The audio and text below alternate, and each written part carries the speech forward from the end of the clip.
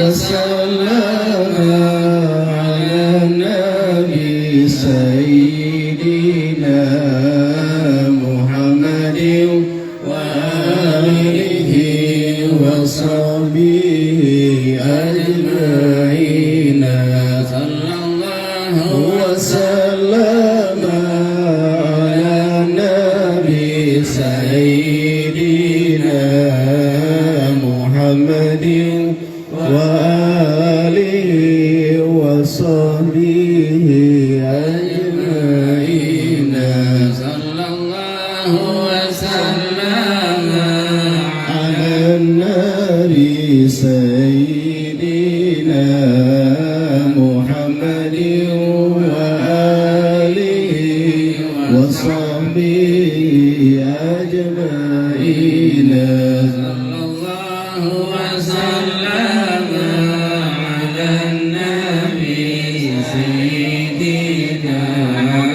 محمد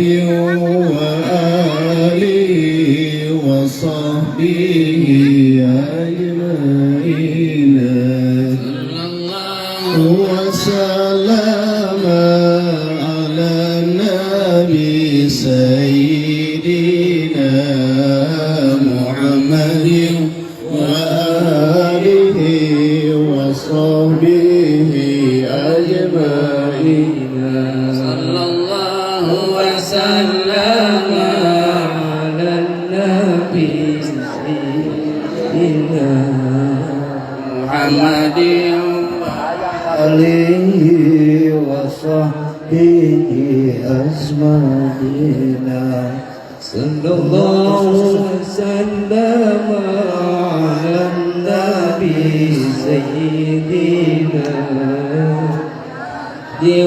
وآله وصحبه أجمعين. Alhamdulillah, ikhwan kaum muslimin yang berbahagia, puji syukur kepada Allah Subhanahu wa taala bahwasanya guru besar kita, kiai kita telah nampak hadir di tengah-tengah kita, dan mudah-mudahan ini menjadikan sebuah keberkahan buat kita, amin ya rabbal alamin. Hadirin yang sama-sama saya hormati dan Allah muliakan, kami mohon kepada seluruh jamaah yang ada di belakang, tolong diisi dulu di depan supaya kita tertib. Silakan yang masih belum duduk pada duduk supaya terasa khidmah dalam rangka mendengarkan tausiah dari guru besar kita.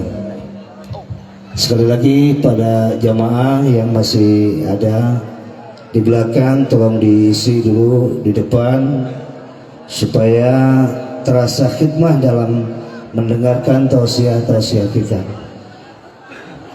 Hadirin yang sama-sama hormati dan Allah muliakan, baiklah, karena guru kita telah hadir di depan kita semua, mari kita dengarkan tausiah dari guru besar kita. Waktu dan tempat kami persilakan.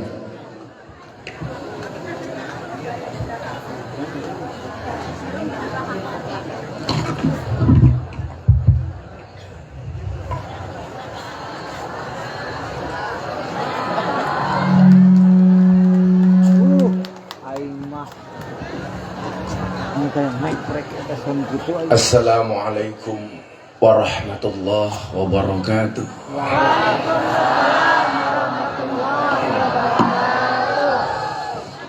Alhamdulillahi rabbil alamin wa kafa.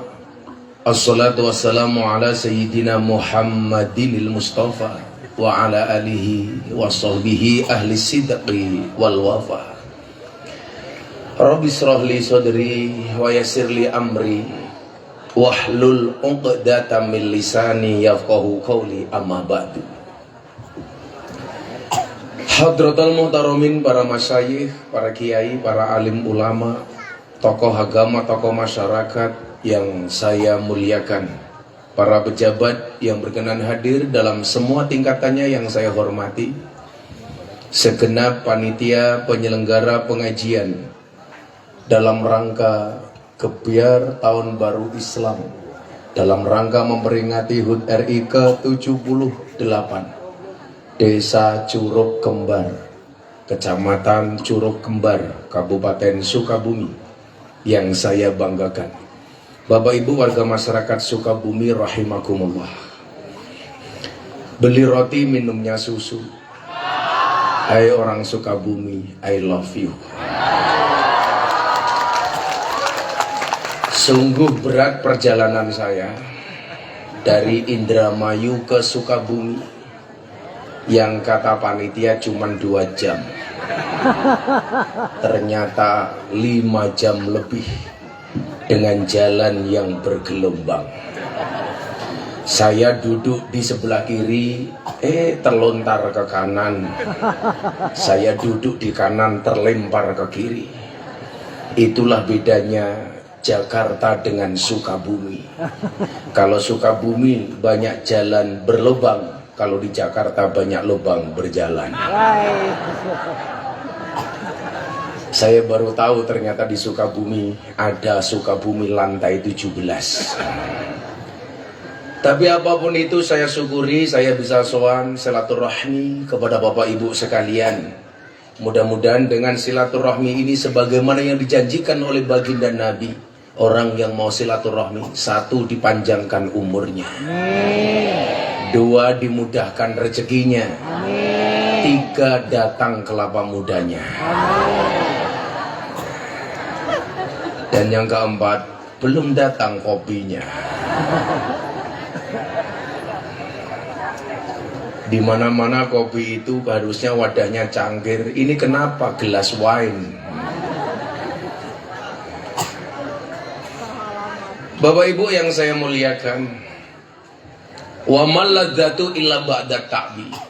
Tidaklah ada kelezatan kecuali setelah bersusah payah. Itu mungkin yang menggambarkan perjalanan saya dari bawah ke atas.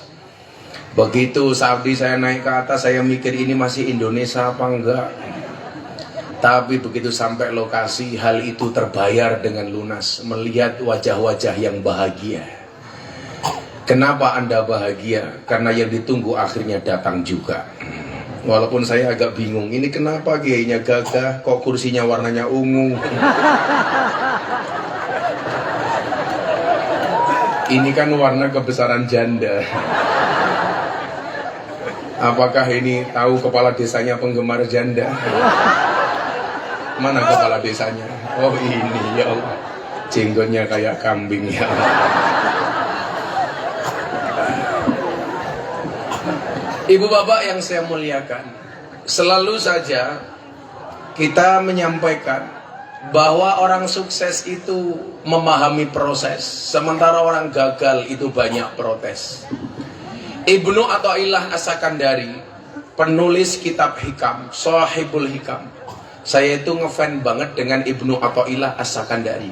Sampai anak pertama saya kasih nama Athaillah. Kenapa ya? Ada apakah? Hah? Ada mobil? Ini jalan apa lapangan sih?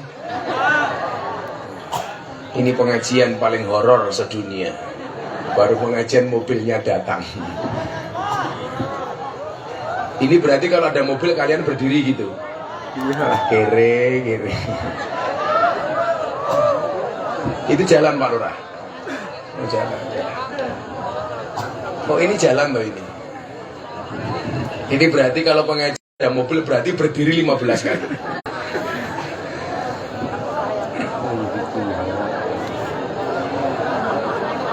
Horor tenan ya.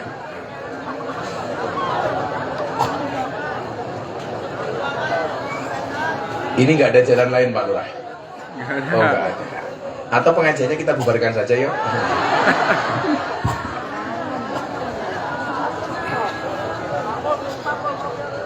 Ibu bapak yang saya muliakan, oh mobilnya ini lewat. Mudah-mudahan semua yang hadir, oh orang yang sakit. Mudah-mudahan semua yang hadir dimampukan oleh Allah punya mobil semua. Amin. Ya minimal ambulan. Ya dikasih jalan dulu yuk. Ini mungkin bagian dari tafassahu fil majalis.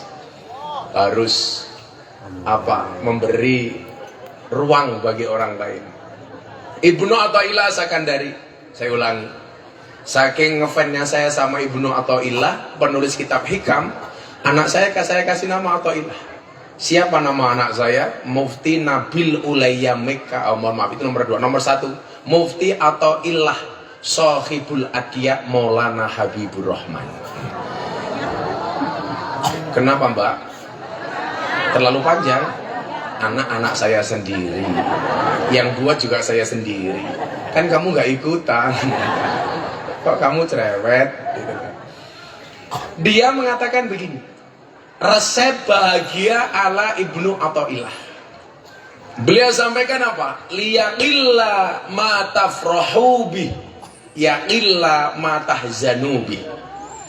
Semakin sedikit standar kebahagiaan seseorang, maka semakin sedikit potensi kecewa seseorang. Saya ulangi, semakin kecil semakin kecil standar bahagia seseorang, maka semakin kecil potensi kecewa seseorang. Kenapa orang itu kecewa? Karena standar bahagianya terlalu tinggi, ekspektasinya berlebihan. Maka ketika fakta yang dia dapatkan tidak sesuai dengan harapan, dia kecewa. Maka dalam standar duniawi seharusnya apa? Standar bahagia itu kita biasa-biasa saja. Maka tadi saya membayangkan, saya tanya sama asisten saya, masih jauh nggak? Alhamdulillah bah, masih 3 jam lagi. What? Setelah saya buka puasa di rest area, saya tadi buka puasa jam 6, berangkat setengah 7, sampai sini jam 10. Saya berangkat dari Indramayu setengah 4. Coba pandangkan perjalanan itu.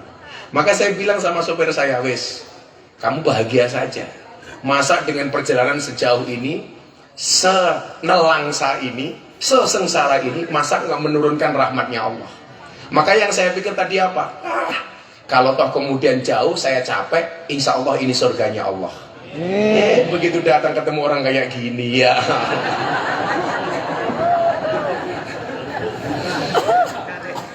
Maka standar bahagia itu dibuat minimalis saja. Contoh, bagaimana kemudian sering kali suami itu kecewa karena kadang-kadang ekspektasi kepada istrinya itu berlebih-lebihan. Contoh, kerja pulang, begitu di tengah perjalanan sang suami membayangkan, saya pulang, istri saya menyambut saya sudah dalam keadaan mandi wangi, dandan cantik. Nanti saya buka ruang makan, sudah ada makanan dan minuman yang dihidangkan. Begitu sampai rumah ternyata ketok pintu, istri nggak membukakan pintu. Masuk ruang makan, nggak ada makanan satupun. Begitu masuk ke ruang tidur, istrinya ternyata baru tidur, pakai daster sama kukur-kukur silir. Kira-kira suami kecewa apa enggak? Kecewa. Maka standar kita seharusnya biasa-biasa saja. Saya pulang, yang penting istri saya masih hidup, sholatnya masih menghadap kiblat. Ya sudah, nggak usah membayangkan yang lebih dari itu. Maka untuk mendapatkan kebahagiaan menjadi sederhana. Bapak Ibu, saya punya cerita. Saya pulang pengajian jam 2 malam sampai rumah. Kalau sampai rumah, saya nggak akan marah kalau istri saya nggak nyambut pulang. Karena saya tahu istri saya di rumah tugasnya berat, ngurusi 400 santri, makan dan minumnya. Sementara saya jarang di rumah. Sehingga kalau saya pulang, saya nggak membayangkan istri saya nyambut. Kalau toh kemudian istri saya nggak buatkan saya minum, saya nggak akan marah. Saya itu slow. Sama istri itu tiap hari guyon Pak, walaupun hanya menggunakan chatting WA. Makanya istri saya kalau di HP saya tulis Ibu Negara. Wow. Kalau nama saya di HP istri saya ditulis Abah Said. Bukan sayang sih, Syaitonir Rajim. Kalau Pak Lurah nama istrinya di HP namanya siapa Pak Lurah? Coba lihat.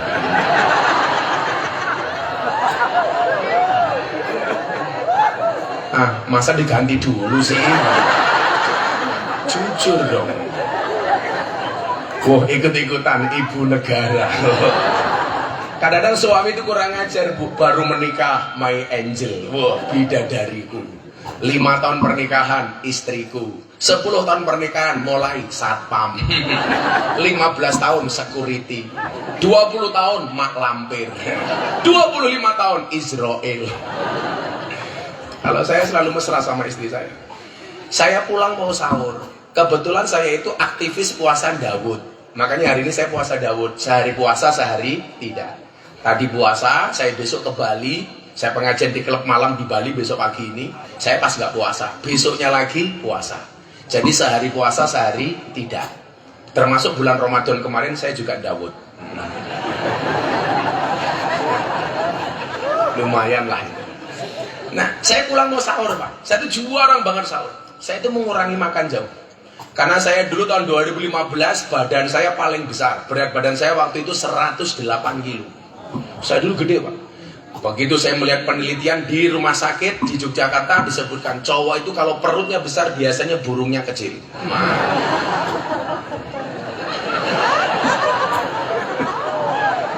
Itu penelitian rumah sakit, Pak. Bisa benar, bisa salah. Jadi kalau kayak Pak Kepala Desa jangan besar-besar. Kalau perutnya besar biasanya burungnya kecil. Gak percaya? Ayo kita sepil. Ya.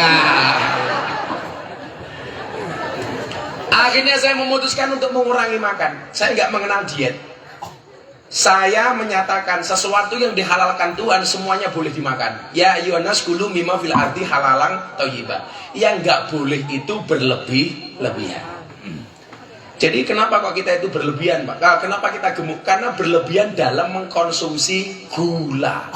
Makanya kenapa kalau saya minta kopi, pasti minta kopi yang pahit. Coba kita buktikan kopinya pahit apa manis. Bismillah. Pahit. Kalian tahu kenapa kopinya pahit, Mbak? Karena manisnya kamu habiskan. Iya. Cuaks. Kalau saya minum kopi pasti bilang Pak Kepala Desa. Di dunia ini yang bisa membuat saya cuma 2. 1 kopi, 2 istri. Iya. Cuaks. Pelan-pelan Pak Sopir.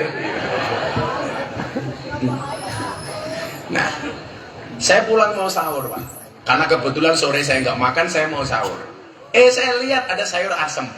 Saya itu kalau makan sukanya cuma sayur asem, ikan asin sama sambal. Nggak macam-macam. Jadi kalau saya nginep di hotel bintang 5, bintang 7, obat sakit kepala, ya itu yang saya makan. Nah, karena dingin saya panaskan. Saya nggak mau hanya membangunkan istri saya hanya untuk ngurusi sahur saya. Bagi saya itu egois. Sesuatu yang bisa kita lakukan, kenapa harus merepotkan orang lain? Padahal apa? Kita nggak boleh merepotkan orang lain, termasuk istri kita, walaupun itu pahala bagi istri. Akhirnya saya manasi sayur asem, Pak. Kalau Pak Lurah pengen manasi sayur asem, ya nggak usah pakai kompor, Pak. Silakan diomelin, insya Allah panas. Gitu. Begitu saya panasin, yang untuk ngaduk sayur namanya apa, Pak? Kalau di Jogja namanya sortil. Centong. Kalau di sini namanya apa, Bu? Apa? Cetol. Sendok itu untuk makan, Pak Kepala Desa. Kalau untuk masak namanya apa? Centong itu untuk ngambil nasi. Ciduk, gak ciduk. Apa? Sinduk. Saya tuh pengen belajar bahasa Sunda. Kemarin saya bilang sama Pak Gubernur Ridwan Kamil, Kang, apa Gus? Saya tuh pengen bisa ngomong Sunda. Caranya bagaimana? Gampang Gus, nikah sama cewek Sunda. Iya. Karena aku takut. Karena aku setia. Karena saya punya prinsip, lelaki yang hebat bukan lelaki yang mencintai banyak wanita, tetapi mencintai satu wanita dengan banyak cara. Kenapa saya harus ngomong seperti itu? Karena direkam kamera. Katawan istri mate, Pak. Tapi alhamdulillah istri saya sangat-sangat sabar. Akhirnya saya manasin sayur. Saya lupa sinduknya tadi itu di dalam wajan. Saya ngangkat telepon, Pak, karena ada telepon dari kiai saya angkat. Saya itu kalau telepon sama kiai saya kayak guru saya Maulana Habib Lutfi bin Yahya Pekalongan, itu mesti saya angkat. Nggak mungkin nggak, karena dari guru. Pengajian sekalipun kalau yang telepon guru atau orang tua saya angkat. Ini saya angkat. Karena saya ngangkat telepon lupa kalau sendoknya di dalam wajan. 15 kemudian saya kembali ke sayur asem. Saya pegang sendoknya ternyata panas. Yang terjadi apa? iPhone saya nyemplung sayur asem. Ini sayur asem paling mahal sedunia. Istri saya bangun, ala baba eman-eman iPhone-nya. Bagi saya nyemplungnya iPhone saya ke sayur asem itu lebih membahagiakan daripada saya harus membangunkan istri saya hanya sekedar untuk memanaskan sayur asem. Kenapa? Sederhana saja. Standar bahagia itu nggak usah terlalu muluk-muluk. Makanya ada dua hal yang paling ditakutkan oleh Kanjeng Nabi atas umatnya. Yang pertama, umat yang memperturuti hawa nafsunya. Kemudian yang kedua, tulul amal, umat yang panjang angan-angan. Nah, maka kemudian ada satu hadis terkait bagaimana kemudian kita bisa bahagia di dunia ini. An Kulaibin bin Hazim radhiyallahu an qala sami'tu Rasulullah sallallahu alaihi wasallam yaqul ya qaumi wahai umatku. Mudah-mudahan semua yang hadir diakui sebagai umatnya Nabi Muhammad. Kalau Anda di sini datang karena cinta dengan Nabi, wallah yuhsarul mar'u ma'aman ahabba. Seseorang itu besok di hari kiamat akan dikumpulkan bersama orang-orang yang dicintainya. Anda datang ke sini cinta dengan Nabi, besok di padang mahsyar kumpul bareng Kanjeng Nabi. Anda datang ke sini karena cinta dengan kiai, besok di padang mahsyar kumpul dengan kiai. Tapi kalau di dunia Anda hanya mengidolakan penyanyi dangdut, besok di padang mahsyar Anda semua akan mendapatkan alamat palsu. Pak Lurah kayaknya mengidolakan siapa Pak Lurah? Lu Cinta Luna.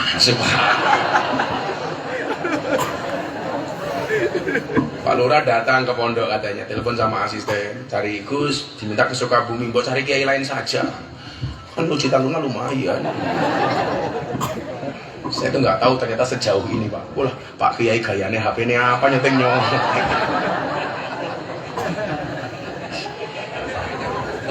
HP Nokia jadul nyeting nyong.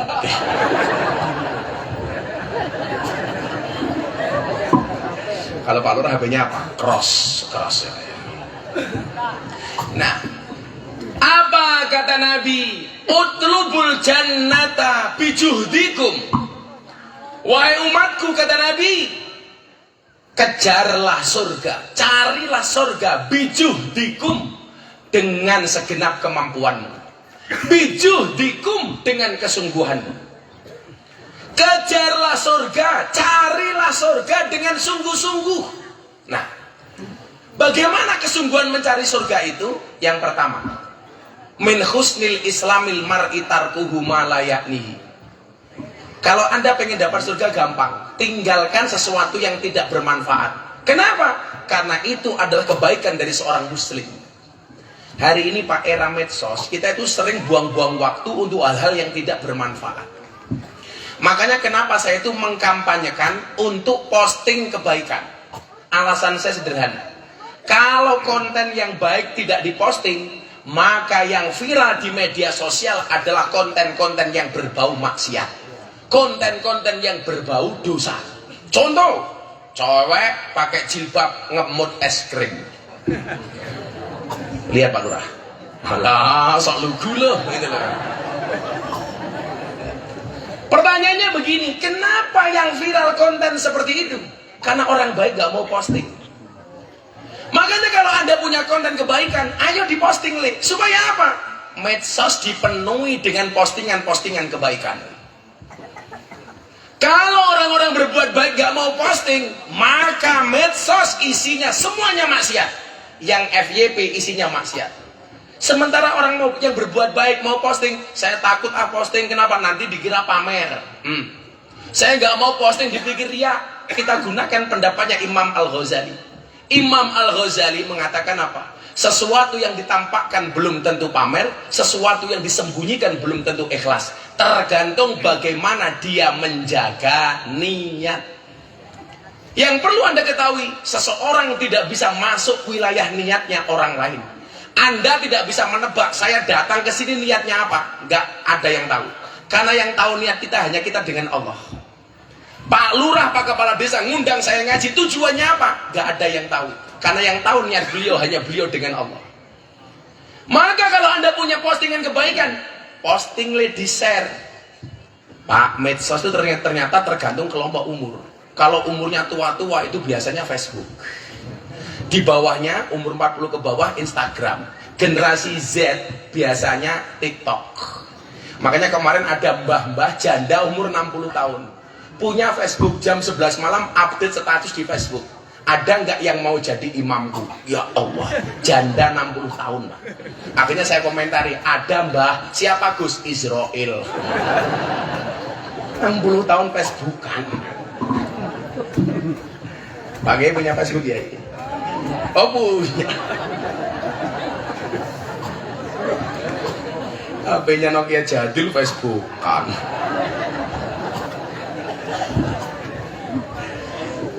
Pak Kiai beli HP ya? Ya udah, Pak Kiai tak subsidi beli HP Pak Kiai yang bagus. Tak kasih uang Pak Kiai. Saya tak kasih uang Pak Kiai untuk beli HP Pak Kiai. Saya senang kalau ketemu Kiai itu. Santai Kiai, uang saya banyak Kiai. Kan aku Kiai kaya. Ya iya Kiainya Pak Prabowo gimana? Pak Kiai tak kasih $200 Singapura untuk beli HP Pak Kiai. Enggak apa-apa beneran Kiai. Tanda cinta saya sama Kiai. Masa pinjam HP-nya Pak Kiai? Pinjam HP-nya Pak Kiai? Masa HP-nya kayak gini? Alhamdulillah. Ya Allah, ngerekam mata saya aja gak kelihatan. Kok gambarnya Nikita Mirzani ya? Maaf ya. Saya tahu beli HP nanti download Ihya Ulumuddin Pak Kiai ngaji kan saya dapat pahalanya. Tapi kalau Pak Kiai lihat Lu Cinta Lunak deh, saya dapat dosanya. Lumayan. Ya kan aku kaya. Lurah seneng temen. Sudah lurahnya pengajian murah ditawar.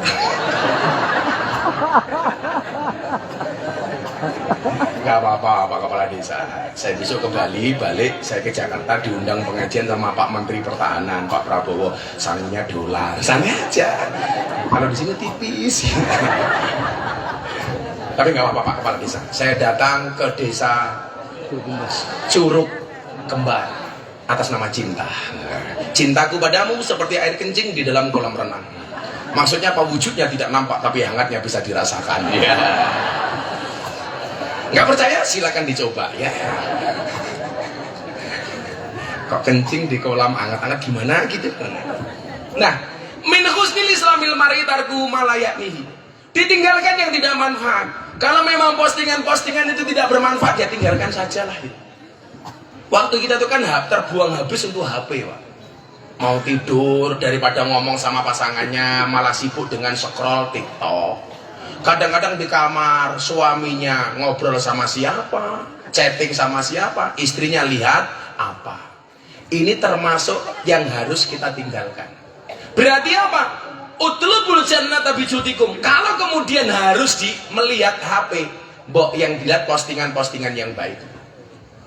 Kemarin pertanyaan bagus dari santri saya begini, Bah, HP saya ada aplikasi Al-Quran.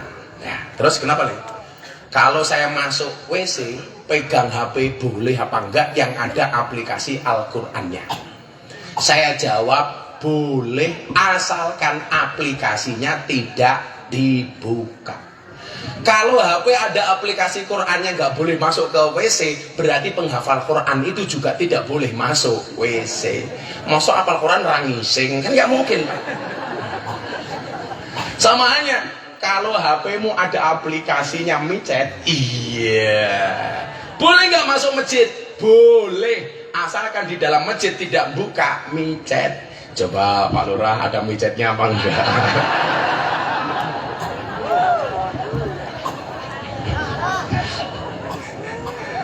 Ya jangan Pak Kepala Desa, masa micet?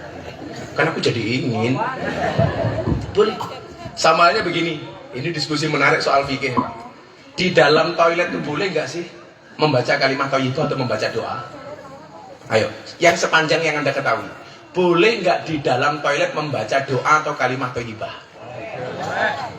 Jawabannya boleh, selama sesuai dengan porsinya. Maka konsep adil itu apa? Wada'u syai'in fi mahalli. Meletakkan segala sesuatu pada tempatnya. Contoh, kenapa saya katakan boleh? Doa masuk toilet. Pertanyaan saya, berdoa dulu baru masuk atau masuk dulu baru berdoa? Berdoa dulu baru masuk. Allahumma inni a'udzubika minal khubusi wal khobais. Baru masuk, melangkahlah kaki kiri. Pertanyaan berikutnya, doa keluar toilet. Doa dulu baru keluar atau keluar dulu baru berdoa? Keluar dulu baru berdoa. Kalau keluar dulu baru berdoa itu namanya doa di luar toilet. Yang benar apa? Ya berdoa dulu baru keluar. Berarti membaca doa di WC itu boleh selama sesuai dengan proporsinya. Contoh, boleh nggak membaca kalimat thayyibah di dalam toilet? Boleh. Baru di WC tahu-tahu kepleset. Kita membaca innalillah, boleh apa enggak? Boleh. Daripada kita kepleset malah ngomong kotor. Misuh secara Sukabumi apa Pak? Kalau di Surabaya kan dancuk gitu. Kalau di sini apa Pak? Alah, sok imut. Apa Pak Kepala Desa? Misuhnya orang sini gimana? Bangkong. Aduh. Apa? Bangkong celeng gitu ya. Coba lebih diterima di mana? Kepleset baca innalillah atau bangkong celeng? Ayo. Innalillah. Berarti membaca kalimat thayyibah di WC boleh nggak? Boleh, asalkan tidak berlebih-lebihan. Yang nggak boleh itu kalau kepleset membacanya berlebih-lebihan. Set, alladzina idza asabathum musibah qalu inna lillahi wa inna ilaihi rajiun ulaika alaihim shalawatun min rabbihim wa rahmah wa ulaika humul muhtadun inna safa wal marwa. Nggak boleh. Tapi set innalillah boleh. Betet belakang nggak boleh itu mana. Contoh, kita lagi mandi di kamar mandi yang ada WC-nya. Tahu-tahu ada petir. Kita membaca subhanallah, boleh apa enggak? Boleh. Yang enggak boleh itu kalau berlebih-lebih petir. Subhanallah walhamdulillah wala ilaha illallah Allahu akbar. Bledek cangkemmu dier gitu. Boleh-boleh saja gitu. Nah, meninggalkan yang tidak bermanfaat itu bagian dari utlubul jannata bijuhdikum. Kejarlah surga, carilah surga dengan sungguh-sungguh.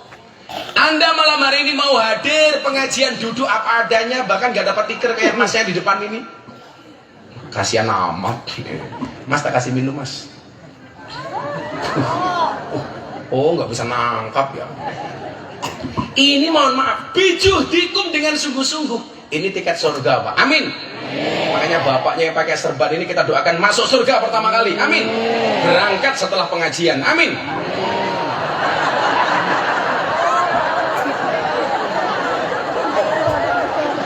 Jadi habis pengajian mati. Kalau Pak Kepala Desa kita doakan panjang umur, amin. Jadi orang sedunia mati kepala desanya hidup sendiri.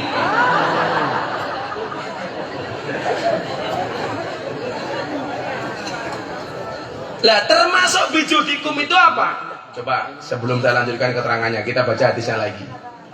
Wahrabu minan nar bijuhdikum, dan larilah kamu dari neraka dengan sungguh-sungguh.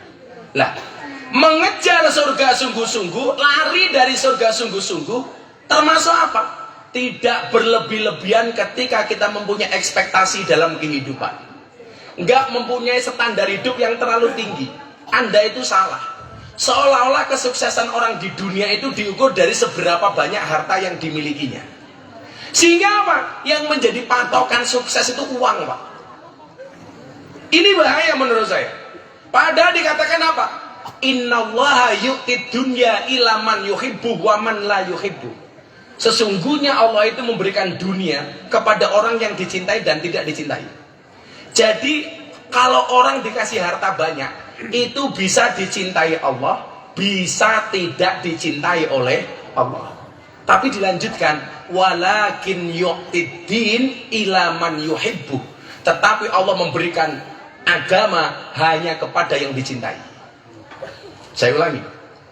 Allah memberikan harta dunia kepada orang yang dicintai dan tidak dicintai. Tetapi Allah memberikan agama hanya kepada orang yang dicintai.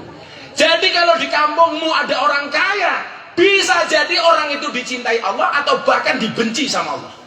Tetapi kalau orang baik agamanya, wallah, itu pasti orang yang dicintai oleh Allah. Yang menjadi persoalan adalah standar kita di dunia itu yang dilihat pasti harta. Contoh, ibu-ibu anaknya dilamar sama cowok. Yang ditanyakan pertama kali pasti kerjanya apa, gajinya berapa, kamu sudah punya apa.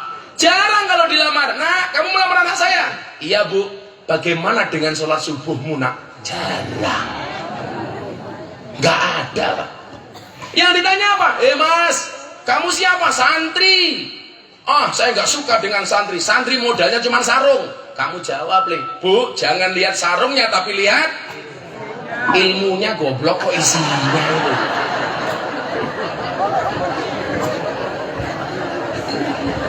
Isinya, ilmunya. Kayak saya kemarin muktamar NU di Lampung, saya jual belangkon saya lelang untuk muktamar NU di Lampung, laku 900 juta. Belangkon saya laku pak 900 juta, saya sumbangkan untuk muktamar NU. Saya bilang sarung ke belangkonnya saja 900 juta, apalagi sarungnya, apalagi ilmunya kok isinya lagi.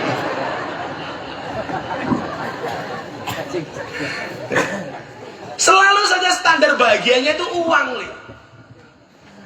Maka kemudian apa? Banyak orang yang kemudian menghabiskan waktunya untuk uang. Menghabiskan waktunya untuk uang. Padahal ada perbedaan yang sangat signifikan antara uang dan waktu. Semua orang bisa tahu berapa sisa uangnya. Semua orang tidak pernah tahu berapa sisa waktunya. Banyak orang yang menangis karena kehilangan uang, tapi jarang yang menangis karena kehilangan waktu. Ini bahaya, Pak. Nggak bahaya, Pak. Bahaya, Pak Lurah. Pak Lurah bisa tahu berapa sisa uang yang ada di dompetnya, tapi Pak Lurah nggak pernah tahu berapa sisa waktu yang Allah berikan kepada Pak Lurah. Pak Lurah umurnya berapa, Pak Kepala Desa? 41. Oh, kita seumuran ya, saya 42. Tapi kok wajahnya tua kamu ya? Saya kemarin pas 5 Agustus usia saya 42 tahun. Pak Lurah 41 tahun bulan apa Pak Lurah? Desember. Tapi itu Pak Lurah, mati itu syaratnya tidak harus tua. Maka walaupun saya lebih tua daripada Pak Lurah, bisa jadi yang mati Pak Lurah duluan. Tapi saya tahu Pak Lurah ini pasti orang baik. Maka saya berwasiat, tolong Pak Lurah jangan dikubur sebelum mati. Minum tekan inilah. Ya Allah, tekannya kecil sekali ya. Kecil, enteng, jangan-jangan gak ada isinya ini Pak Lurah. Kecil, enteng, amplopnya murah ditawar. Lurah. Cangkumnya lek sama. Yuk kita selawatan dulu yuk. Sebelum dilanjutkan, ayo Pak Lurah selawatan. Pak Lurah minta lagu apa? Goyang dombret. Bibir berem-berem, cawir hayam. Apa? Lagunya itu gimana?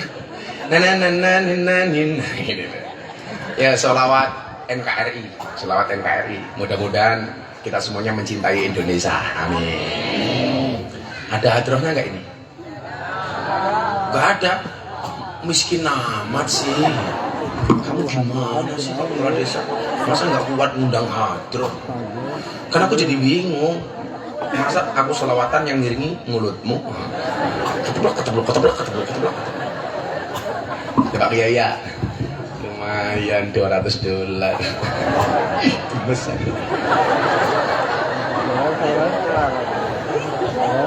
Ya, doakan saya Pak Kiai ya. Mudah-mudahan saya panjang umur, murah rezeki, tambah istri. Amin, jangan Kiai. Ulang masalah sama istri saya Kiai. Perempuan itu jangan macam-macam sama istri Kiai.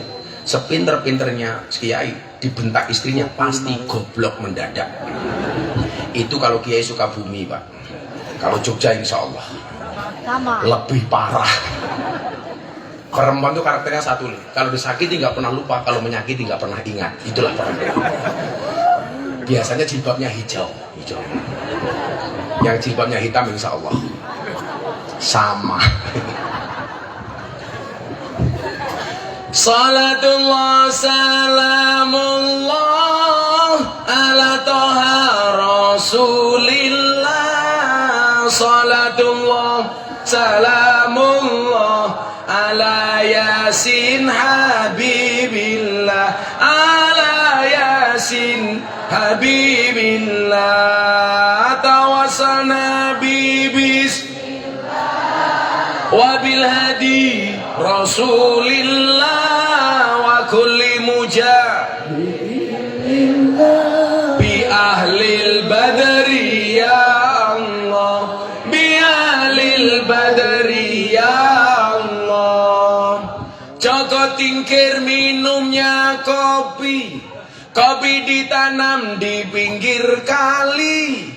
Ayo berpikir tentang negeri ini, kalau bukan kita siapa lagi? Kalau bukan siapa lagi? Salatullah salamullah ala toha rasulillah. Salatullah salamullah ala yasin habibillah.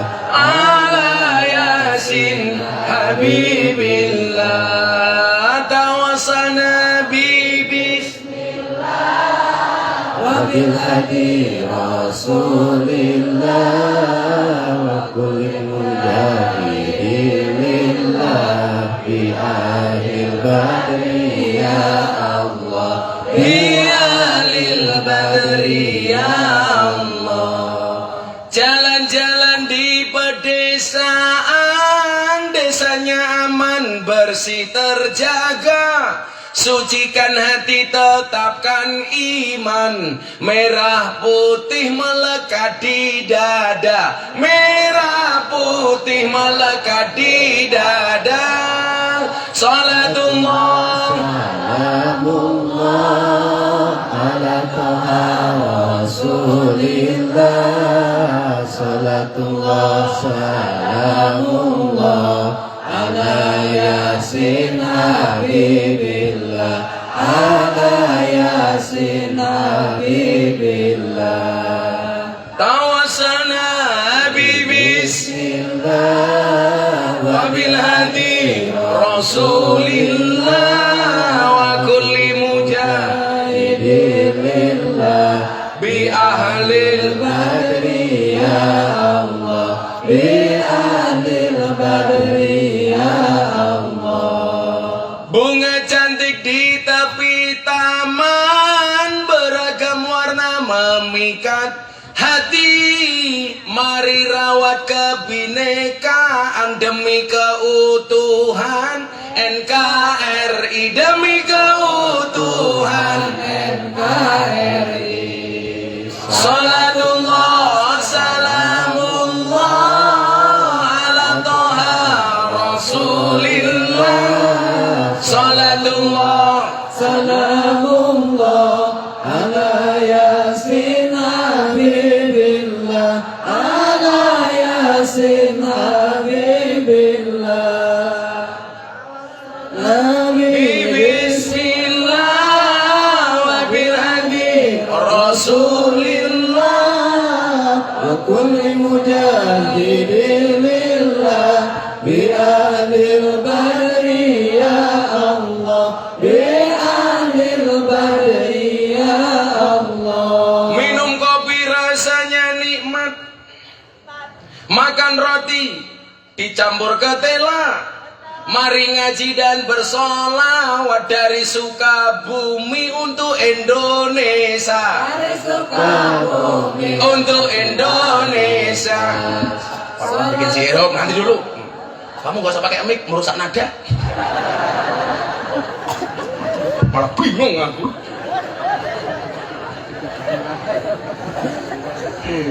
Curug kembar ngundang Gus Miftah. Pak kepala desanya lumayan gagah, tapi sayang walaupun gagah, istrinya tidak nambah-nambah. Jangan Pak Lurah, bahaya perempuan itu. jangan macam-macam sama istri. Makanya saya lihat Pak, judul film yang menakutkan itu semuanya bintang filmnya itu cewek. Beneran. Nyi Roro Kidul cewek, Nyi Blorong cewek, Nini Pelet cewek, Mak Lampir cewek, Nenek Sihir cewek, Kuntilanak cewek, Susana cewek, Suster Ngesot cewek, Sundel Bolong cewek.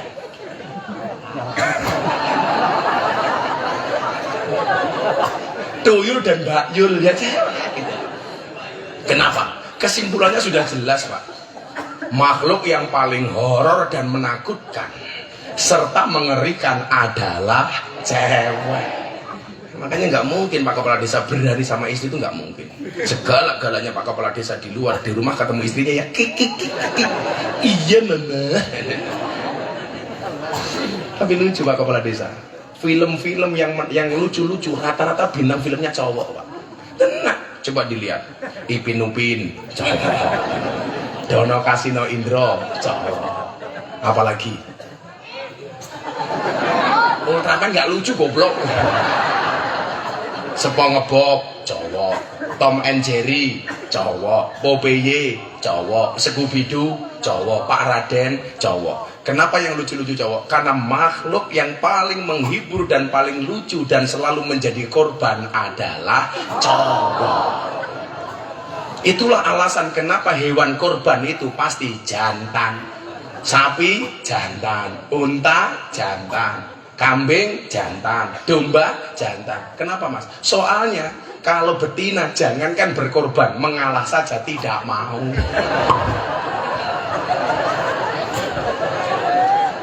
Betul Kiai? Kiai kalau di panggung ceramah, di rumah ketemu istrinya, saya juga heran kok perempuan kok menangnya minta ampun gitu. Apalagi kalau perempuan sudah naik motor di jalan, bikin pusing kepala. Rating kanan, nggak belok-belok gitu. Kadang-kadang nggak rating tahu-tahu belok, itulah perempuan Pak. Itu kalau cewek di Jogja sih. Kalau di sini ya insya Allah. Sallu ala Nabi Muhammad. Rasulullah SAW suaranya fals, ngantuk saja fals. Harusnya biasanya kalau pengajian ada musiknya gitu loh Pak, hadrohnya gitu loh. Kamu jangan bilang hadroh musik haram. Musik yang diharamkan dalam Islam itu adalah ketika suara sendok bertemu dengan piring dimainkan oleh orang kaya, didengarkan oleh orang miskin. Itulah yang diharamkan dalam Islam. Kalau cintakan pokoknya Pak Kepala Desa siap dibully katanya gara-gara menghadirkan saya di sini. Karena aku capek, kopi ini sangit. Pakai cangkir Pak yang panas gitu loh, pelit amat sih kamu. Iya diganti, jangan ngantuk-ngantuk banget. Lurahnya bingung langsung WA, cepetan gitu. Pak Lurah istrinya mana ya Pak Lurah? Mana istrinya Pak Lurah? Oh, gak ikut. Oh, ada di sana. Istrinya berapa? 1. Bagus. Jangan mencari pasangan yang sempurna, tapi terimalah pasanganmu dengan cara sempurna. Oh. Kalau saya di Jakarta itu Pak, saya biasa diminta untuk memberikan nasihat pernikahan untuk para artis dan selebritis. Makanya artis-artis di Jakarta kalau menikah, yang menikahkan saya biasanya. Dari dulu zaman Anang Asanti, Atta Aurel, Deddy Corbuzier Sabrina, Via Valen, yang terakhir Denny Caknan. Yang memberikan nasihat saya. Pak Lurah pengen selamat keluarganya? Oh pengen. Undang saya nasihat pernikahan Pak Lurah. Kalau nggak kuat bayar ya pakai BPJS saja. Pak Owi-nya bayar. Kalau enggak pakai BLT saja. Ya orang suruh kembar lucu. BLT untuk orang miskin. Yang punya mobil ngaku miskin. Betul Bu? Yang gelangnya banyak ngaku miskin gitu.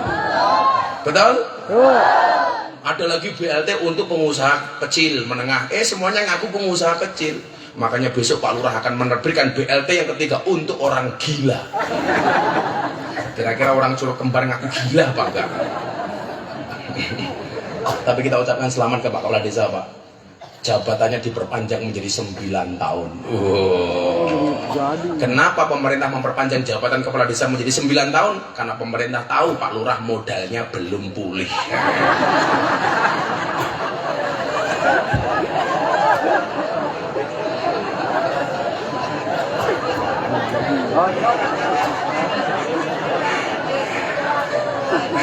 Pak kepala desa langsung bisik-bisik sama temannya, salah ngundang kiai ya. Sabar Pak Lurah. Utlubul jannata bijuhdikum. Lah kesungguhan itu menjadi penting Bapak. Apalagi ngejar surga. Di dunia saja loh kita pengen dapat sesuatu harus bersungguh-sungguh, betul? Makanya kemudian perintah Al-Quran apa? Wala tayasu min rohillah. Janganlah kamu berputus asa dari rahmatnya Allah. Saya itu Pak, mohon maaf ya, kalau saya itu pengen hidup untuk saya sendiri Pak, saya nggak perlu belusukan kemana-mana. Mas Erick Thohir itu minta saya jadi komisaris BUMN, saya nggak mau. Kemarin Pak Prabowo datang ke pondok saya, besok tanggal 8 dia datang ke pondok penutupan milad di pondok saya, datang gini, Gus tolong doakan saya jadi presiden. Ya Pak, tak doakan, saya dukung sampai presiden. Besok kalau saya presiden, Gus Miftah saya minta menjadi menteri agama. Saya bilang, saya nggak mau Pak. Loh, Gus Miftah nggak mau jadi menteri? Enggak. Kan Gus Miftah bisa ngurusi Kementerian Agama. Saya nggak pengen jadi Menteri Agama. Kalau saya jadi Menteri Agama, saya nggak bisa belusukan pengajian kemana-mana. Apalagi curug kembar Pak Prabowo. Jalannya ya Allah, menyedihkan. Loh, kebayang aja Pak. Kalau saya jadi Menteri, kira-kira bisa pengajian seperti hari nggak Pak? Nggak bisa. Kalau sekarang saya nggak jadi Menteri, saya bisa pengajian ke Papua, saya bisa pengajian ke Sumatera. Saya kalau ngaji di mana-mana Pak dikasih oleh-oleh. Saya kemarin dari Riau dikasih songket, ke Sumatera, ke Lampung dikasih pecinya Lampung, ke Papua dikasih koteka Pak. Ya Allah, saya nggak berani pakai. Nanti kalau pakai janda Sukabumi bisa terkintil-kintil. Masa begini kotekanya? Ya, tapi itu indah. Itulah indahnya Indonesia. Tapi yang saya penasaran dengan sarannya Kang Ridwan Kamil, pengen bisa bahasa Sunda harus nikah dengan orang Sunda. Kaditu kadunya, teh duduk dinyanyi bisa. Cicing mau lah gandeng, teh kucing mah diserendeng bisa.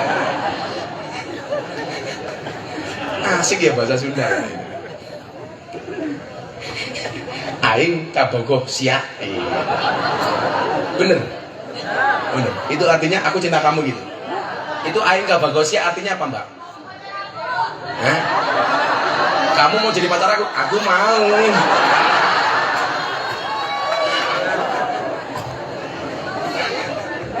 Ya Allah, asik bahasa Sunda ya. Aing kabogoh sia. Bener. Itu yang paling halus. Yang halus apa Pak kepala desa? Abdi kabogoh, abdi kabogoh salira ini.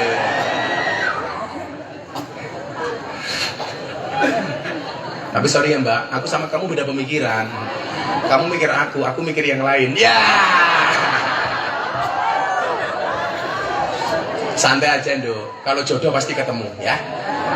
Kalau nggak jodoh pasti bertamu. Nah, di dunia ini saja harus bersungguh-sungguh, apalagi mendapatkan surga. Cuman tadi saya bilang, kehidupan di dunia ini yang menjadi standar kebahagiaan itu bukan harta gitu loh Pak.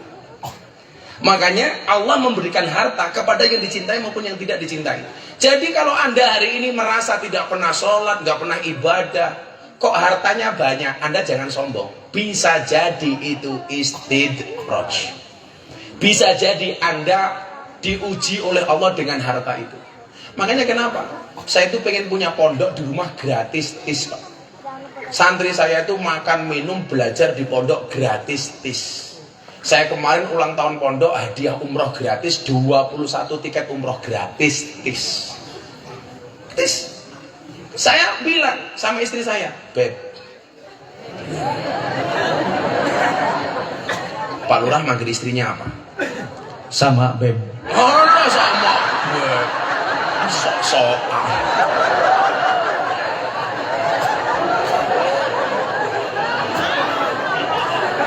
Sama Beb. Kalau saya Beb, Pak Lurah ya Beb. Tapi sunnah loh Pak, memanggil istri dengan bahasa sayang itu sunnah.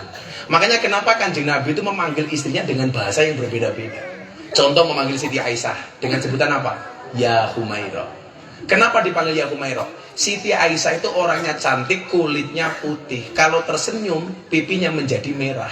Maka dipanggil ya Humairah. Wah, engkau yang kemerah-merahan. Nah, makanya kalau istrinya Pak Lurah hitam, dipanggil Hai Hajar Aswad.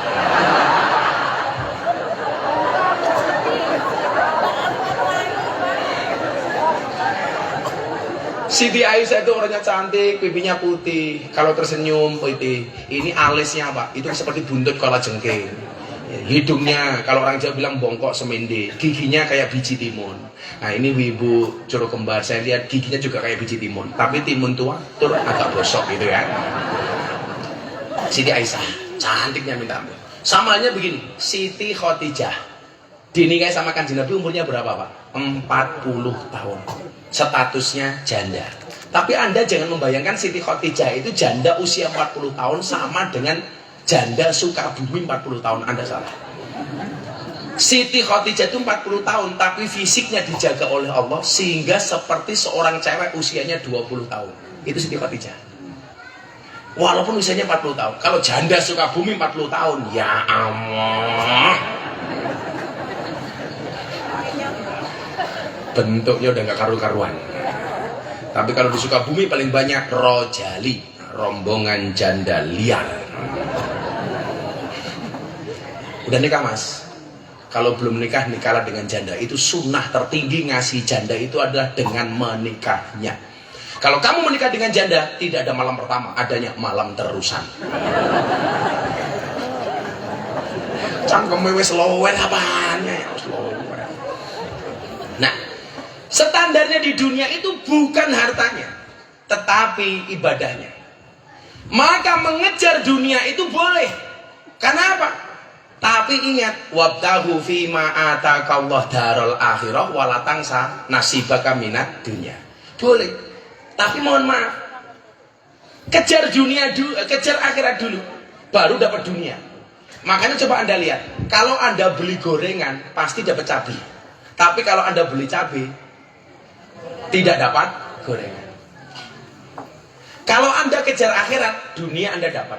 Kalau Anda kejar dunia, akhirat Anda nggak dapat. Kalau beli gorengan, gorengan ini saya anggap akhirat. Dia dapat cabenya. Tapi kalau Anda beli cabai, Anda nggak akan dapat gorengannya. Sesederhana itu sebenarnya. Makanya dikatakan apa? Man aslaha akhiratahu fa aslahallahu dunyahu. Barang siapa membaikkan akhiratnya, maka Allah akan membaikkan dunianya. Hakul yakin Mas. Contoh begini. Saya itu kan sering diundang pengajian sama pejabat. Pak Kepala Desa tahu, kayak kemarin Ramadan, forum silaturahim ketua umum parpol. Sholat duhur sama Pak Jokowi. Yang imami saya, yang tausiah saya. Maka hari itu yang mimpin bukan Pak Jokowi, tapi saya. Dan Pak Jokowi manut sama saya. Saya mau sholat bilang, luruskan dan rapatkan softnya di dalam sholat. Pak Jokowi jawab, siap Gus. Bagus ya Gus. Saya takbir, Pak Jokowi, Pak Prabowo, Pak Erlangga, Pak Zulkifli Hasan ikut takbir. Saya rukuk, Pak Presiden ikut rukuk. Saya sujud, ikut lagi. Saya salam, ikut lagi. Setelah saya sholat, saya bilang, cie, ikut saya cie. Pak Jokowi jawab, cuak.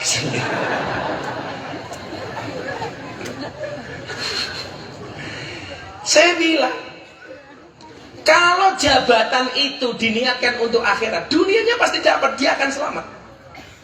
Tapi kalau kemudian tidak diniatkan oleh akhirat, pasti jadi masalah Pak jabatannya. Soalnya orang Indonesia itu aneh. Takut dengan makanan haram, tapi tidak takut dengan uang haram. Betul?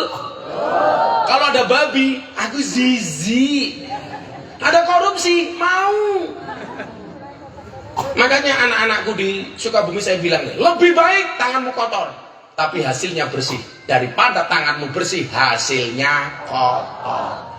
Pak Lurah, dengerin. Jangan korupsi. Punya jenggot korupsi nggak pantas.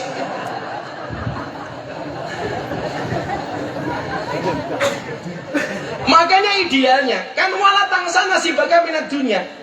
Kaya itu harus. Tapi ingat, Kekayaan itu sebagai jembatan untuk akhirat. Makanya kenapa Kanjeng Nabi itu udah dikaya dulu baru jadi Nabi. Kalian tahu Nabi Muhammad jadi pedagang berapa tahun? 25 tahun. Usia 15 sampai 40 tahun. Jadi Nabi hanya 23 tahun. Usia 40 sampai 63 tahun. Beliau kaya raya. Buktinya apa? Menikah dengan Siti Khadijah usia 25 tahun. Mas kawinnya 20 ekor unta. Satu unta harganya 50 juta. Berarti Kanjeng Nabi menikah, mas kawinnya 1 miliar. Coba. Saya dulu sama menikah dengan istri saya 20 ekor kutu.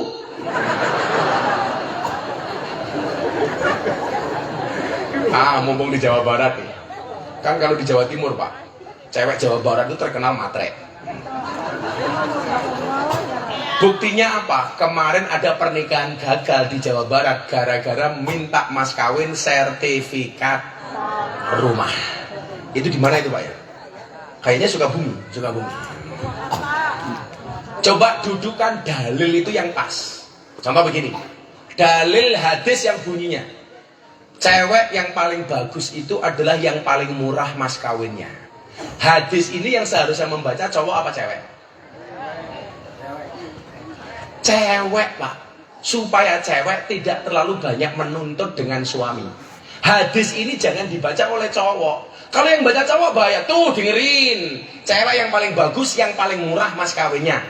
Cowok menjajah cewek. Tapi yang benar hadis itu dibaca oleh cewek. Supaya tidak menuntut kepada suami. Tapi sebaliknya. Nabi memberikan mas kawin 20 ekor unta. Itu yang membaca seharusnya cewek apa cowok? Cowok. Supaya cowok lebih bertanggung jawab kepada istri. Maka saya bilang, istri yang baik itu adalah istri yang siap diajak menderita oleh suaminya. Tapi ingat, suami yang baik tidak akan pernah mengajak istrinya menderita. Begitu Pak Lurah. Makanya kalau punya gaji langsung dikasih istri. Saya itu sepakat keuangan rumah tangga dipegang oleh istri, bukan oleh suami. Kenapa? Karena kalau keuangan rumah tangga dipegang oleh suami, berpotensi untuk membahagiakan istri lainnya. Setuju ibu-ibu? Setuju. Oh dengerin. Maka namanya istri, istana tempat ridho ilahi. Laki-laki namanya suami, semua uang adalah milik istri. Maka nanti pulang Kiai, dolarnya disimpan. Jangan sampai ketahuan istri. Nah, maka doanya pun yang kita baca sama. Robbana atina fid dunya hasanah. Bacaan fid dunya itu kok dibaca idhar, Pak? Idhar kan itu fid dunya. Kenapa tidak dibaca fid dunya?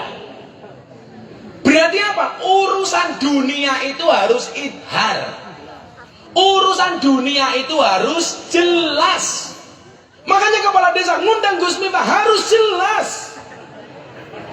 Jangan murah ditawar, katanya dekat ternyata jauh. Itu penipuan Pak Lurah.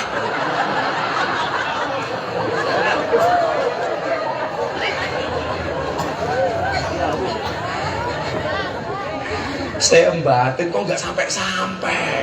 Ini mana? Sudah kebelet pipis nggak ada toilet. Tadi masuk masjidnya, ya Allah baunya masjidnya. Ini masjidnya siapa? Masuk kamar mandi nggak ada airnya. Akhirnya saya cebok pakai aqua. Wah subhanallah, silitnya orang kaya. Nabi Muhammad kaya le, 25 tahun. 40 tahun kaya-kayanya jadi nabi. Maka saya bilang, pejabat itu idealnya kaya dulu baru jadi pejabat. Kiai kalau bisa juga sama nih. Sugih baru jadi kiai, itu keren. Makanya dulu ketika saya bangun rumah sama masjid pondok itu, saya ditanya sama istri saya, "Bah, bangun rumah apa masjid dulu?" Saya bilang, bangun rumah dulu. Kok rumah dulu, Bah? Iya. Kalau saya bangun masjid baru bangun rumah, orang akan seudon. Tuh Gus Miftah dapat sisa semen dari masjid, bisa bangun rumah. Tapi kalau rumah saya sudah berdiri dengan tegak baru bangun masjid, nggak akan ada fitnah. Dan saya beruntung, saya dikenal orang dalam keadaan saya sudah punya uang.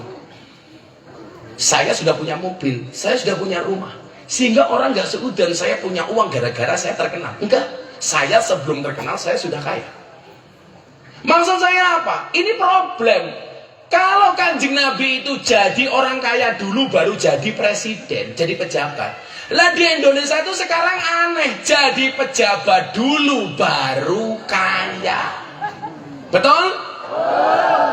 Makanya saya bilang, Mas Prabowo sampai hari ini saya belum mau jadi menteri. Kenapa Gus? Menteri itu gajinya kecil. Kalau ada menteri bermewah-mewahan, orang mikir itu uangnya dari mana? Karena menteri itu gajinya hanya 18 juta. Kalau kepala desa di Curug gajinya berapa? 3.300.000. 3.300.000. Terus amplopku gimana?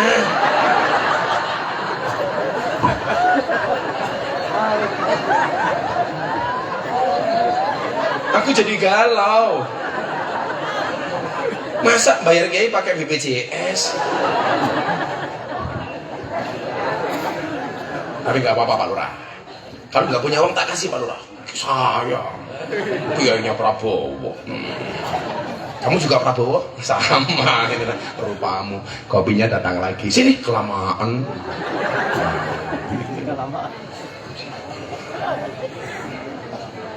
Mbak-mbak belajar dari kopi. Tetap menjadi hitam dan pahit. Tidak harus menjadi putih dan manis untuk dicintai. Iya. Enggak kayak wajahmu penuh dengan tepung. Makanya saya batin, itu sebenarnya wajah papapan karambol.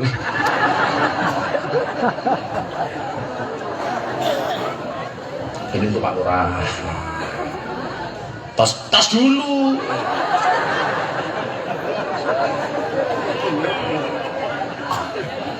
Kalau saya minum kopi panas, langsung saya minum Pak. Saya punya prinsip, jangan pernah kamu sesali kopimu dingin. Kenapa? Karena ketika hangat tidak pernah kau hargai. Iya. Adik Kiai, lumayan Kiai teh. Ya, sekali-kali jangan ngopi, perlu ngeteh Kiai, supaya kita tahu hidup itu tidak hanya pahit tapi juga sepet.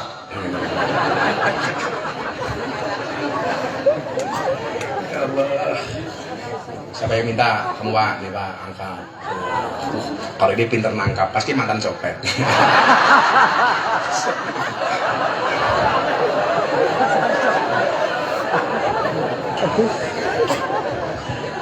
Coba Anda bayangkan, kalau pejabat itu kaya dulu baru jadi pejabat, nggak akan ada korupsi Pak. Sekarang jadi pejabat baru kaya, tahu-tahu ngerampok BTS 8 triliun. Kasus di Kominfo. Coba Anda bayangkan, 8 triliun itu kalau untuk beli pisang goreng, ngelempar anjing masuk UGD Pak. Itu kalau untuk beli dawet Pak, orang sesuka bumi bisa renang Pak. 8 triliun dikorupsi. Rakyat suruh bayar pajak, pejabatnya korup, betul? Kenapa? Ya karena dia miskin Pak. Lah minimal kita jadi orang suka bumi itu seperti Kanjeng Nabi. Kanjeng Nabi itu prinsipnya kalau susah diam, kalau seneng ngomong. Maka jadi orang miskin itu harus punya mental kaya. Yang repot itu adalah orang kaya mentalnya miskin. Contohnya BLT untuk orang miskin, punya sapi banyak ngakunya miskin. Jangan bisik-bisik, ini beneran.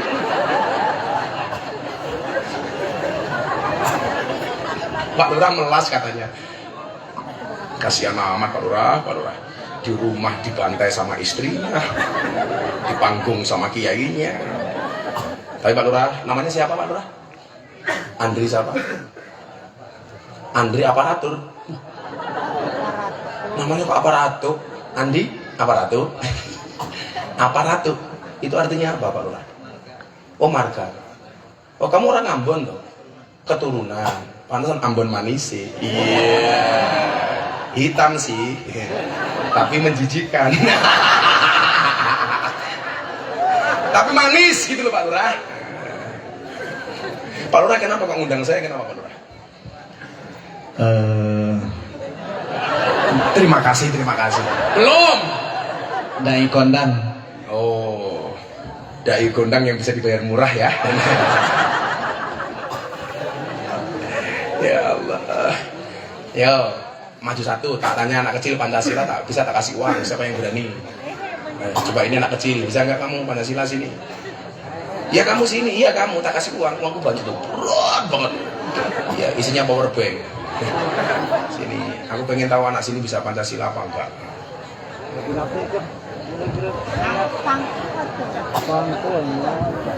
Nih, saya mau bagi-bagi uang. Ada mic.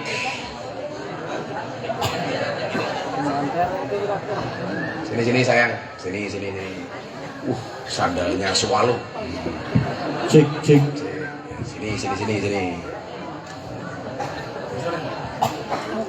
Namanya siapa? Jangan pegang burung, ngapain? Burungnya kecil. Kayak gini. Ya nggak mungkin burung kamu segini kan, nggak mungkin. Namanya siapa sayang? Muhammad Fauzan. Muhammad Fauzan. Umur berapa? 11. 11. Cita-cita copet lagi mana? Apa? Polisi. Oh, kenapa pengen jadi polisi? Kayak Sambo. Biar bisa memberantas kejahatan. Apa? Biar bisa memberantas kejahatan. Biar bisa memberantas kejahatan. Pertanyaannya, kalau seandainya yang jahat bapakmu, kamu berantas juga? Bagus. Yang penting jangan kayak Sambo ya, suka nembak temennya sendiri. Ya, kamu kelas berapa? Kelas 5. Kelas 5. Oke, kamu bahasa Pancasila dipimpin, semuanya baca, kamu tak kasih uang 200.000. Ayo. Pancasila. Satu. Ketuhanan yang Maha Esa. 2. Kemanusiaan yang Pelan-pelan, tarik napas 1 jam baru dikeluarkan. 2. Siapa? 2. Apa? Lupa kemanusiaan yang dipimpin oleh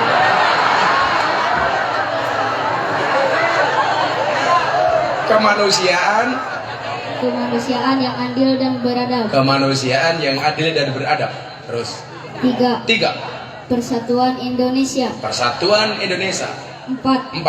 Kerakyatan yang dipimpin oleh hikmat kebijaksanaan dalam permusyawaratan perwakilan. 5.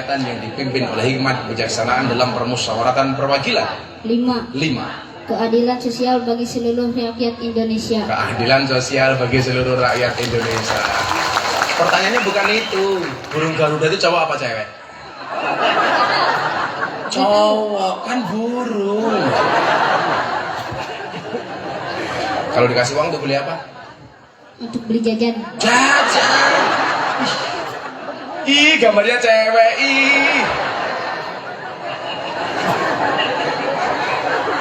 Cewek pink lagi. Kamu pinky boy kamu. Dikasih kakak. Oh, dikasih kakak. Kalau kasih uang ditabung apa dicelengi? Ditabung dan dicelengi. Jangan ditabung, jangan dicelengi. Kenapa harus ditabung? Karena ada bayi tabung, nggak ada bayi celeng. Ya, bisa baca Pancasila tak kasih 200.000. Bukan. Mau jajan apa? Jajan bakso. Ya. Ayo, siapa lagi mau? Oh iya ini. Rambutnya. Sini kamu. Seneng saya ada cowok kayak gini. Keren sekali.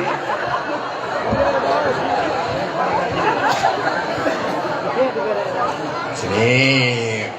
La ilaha illallah. Sini. Soal rambutnya.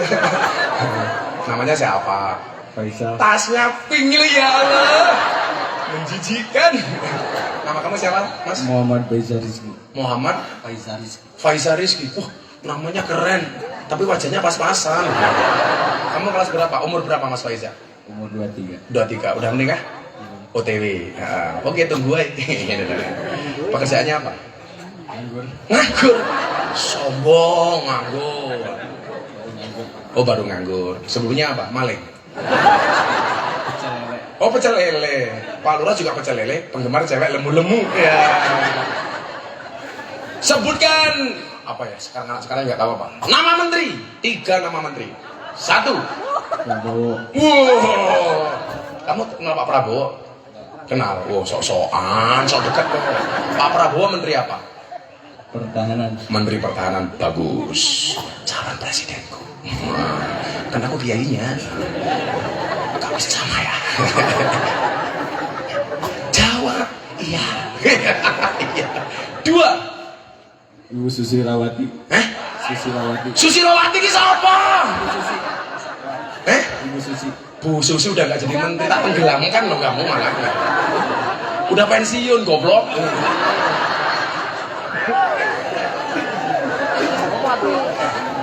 Yang lain.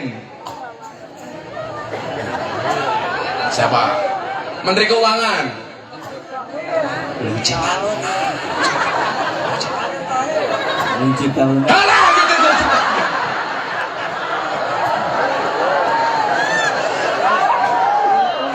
Sri Mulyani. Satu lagi, Menteri BUMN. Yang ketua PSSI.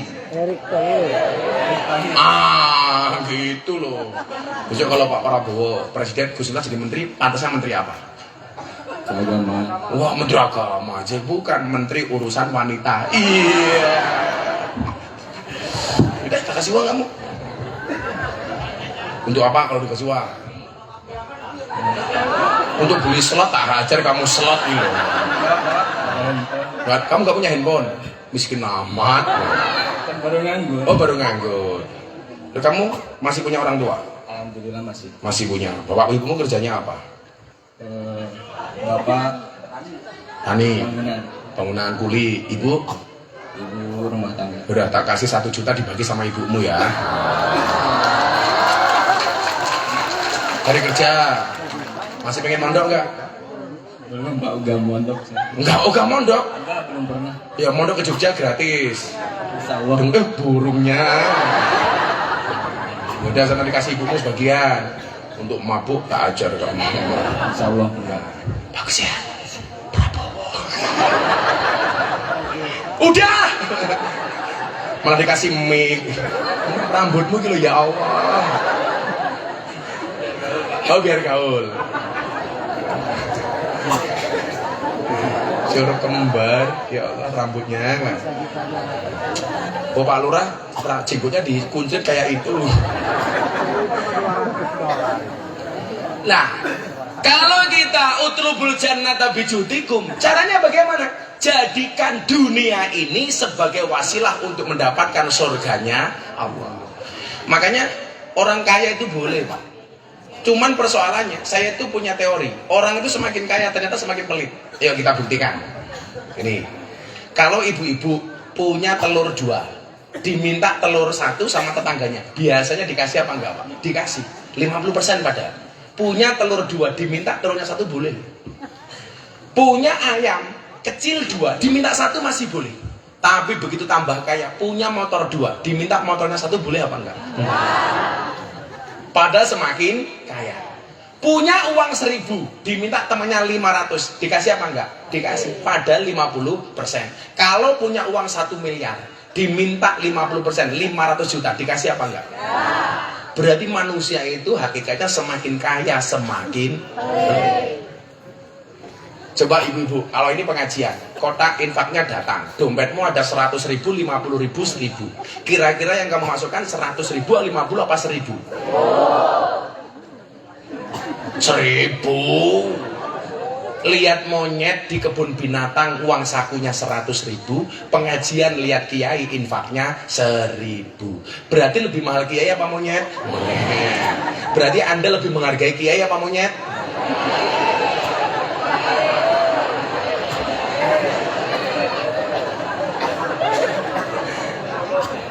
Ini problem. Berarti apa? Pola pikir seperti itu berarti dia tidak utlubul jannata bijutikum. Berarti dia itu tidak sungguh-sungguh mengejar surganya Allah. Padahal kalau dilihat dalam hadis, dalam banyak riwayat, pengen jadi walinya Allah itu lebih cepat orang kaya apa orang berilmu? Orang kaya, Mas. Coba kita baca dalam kitab Wasiatul Mustafa. Inna auliya Allah lam yanalu min rahmatillah wa sa'ata ridwani bikasratil ibadah walakin yanalu bisa khawatin nafsi wal istihanah anid dunya. Sesungguhnya para kekasihnya Allah itu mendapatkan kemuliaan dari Allah bukan karena banyaknya ibadah, tapi karena banyaknya sedekah. Makanya ahli sedekah itu jauh lebih tinggi dibandingkan ahli ibadah. Alasannya apa, Gus? Jelas.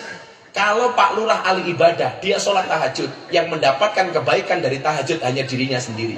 Tetapi ketika orang ahli sedekah, yang mendapatkan kebaikan tidak hanya dirinya, tapi juga orang lain. Makanya supaya Anda tidak pelit, teorinya gampang.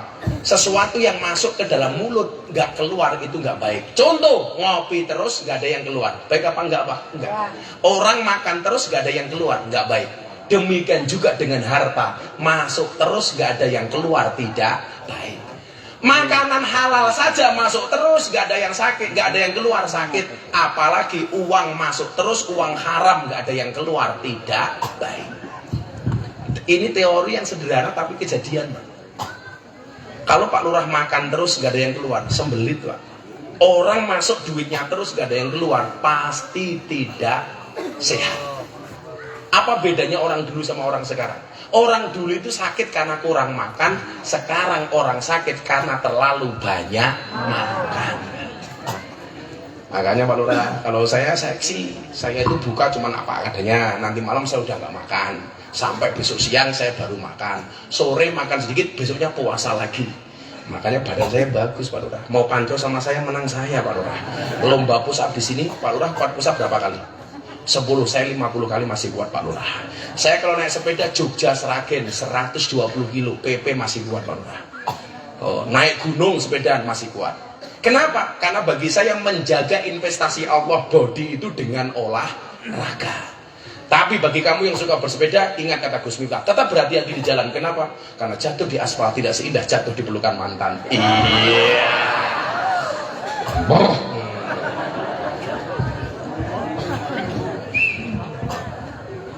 Selebew. Cuaks. Salah. Diteruskan lagi. Ini terakhir, sudah jam 12:30.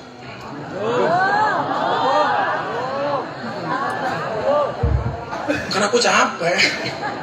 Saya besok pagi terus terbang ke Bali jam 6. Sini Jakarta berapa jam, Pak Lurah? 2 jam. 5 jam? Serius loh? Wah, mata ini. 11:30, 11:30, 1:30, 2:30, 3:30, 4:30, 5. Gila. Ih, jauh amat. Desa. Desa amat ya. Pak Lurah besok jangan undang saya lagi, Pak Lurah ya. Kenapa, Pak?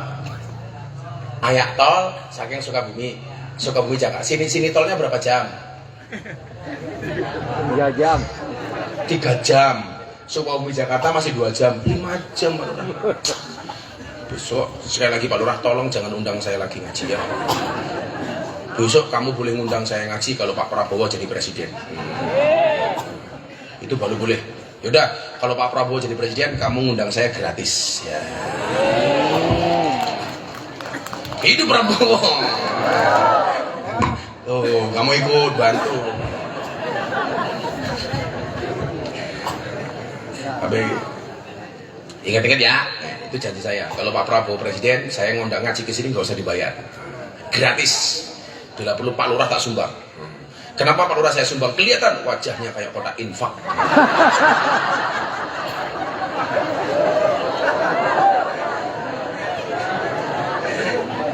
Nah, mohon bersabar Pak Lurah, ini adalah ujian. Penting Pak Lurah kontak-kontak sama manajemen saya ya. Fa innal jannata la yanamu talibua. Kenapa kita harus bersungguh-sungguh untuk mendapatkan surga? Karena surga itu tidak pernah tertidur para pencarinya. Makanya orang-orang alim dulu Pak, itu jarang tidur. Makanya Anda jam segini belum tidur, insya Allah Anda pantas masuk surganya Allah. Niatnya ngurangi tidur. Saya itu tidur sehari semalam paling cuma 2 jam. Setiap hari. Mungkin 2 jam, nggak sampai 3 jam. Itulah bedanya Kanjeng Nabi sama kita. Kalau Nabi Muhammad itu tidurnya sedikit, makannya sedikit. Kalau kita dikit-dikit makan, dikit-dikit tidur. Makanya kenapa Kanjeng Nabi itu tidurnya tidak membatalkan wudhu. Nabi Muhammad kalau bangun tidur Pak, langsung sholat sah. Karena tidurnya Kanjeng Nabi yang tidur hanya mata dohirnya, mata batinnya tidak tidur. Kanjeng Nabi itu sunahnya tidur begini. Tangannya yang kanan untuk bantalan pipi kanan, kemudian menghadap kiblat, kaki kiri dan kaki kanannya ditekuk, kaki kirinya selonjor, hadapnya ke kiblat. Sampai bangun posisi tidurnya tidak berubah. Coba kalau Pak Lurah yang tidur, mau tidur tangannya di mana, bangun tidur tangannya di mana. Mau tidur tangannya begini, bangun tidur begini. Itu kita.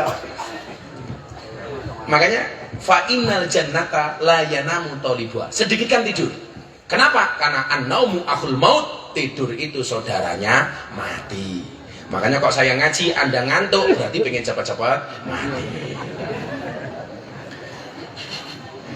Obat tidur yang paling mustajab adalah khutbah Jumat.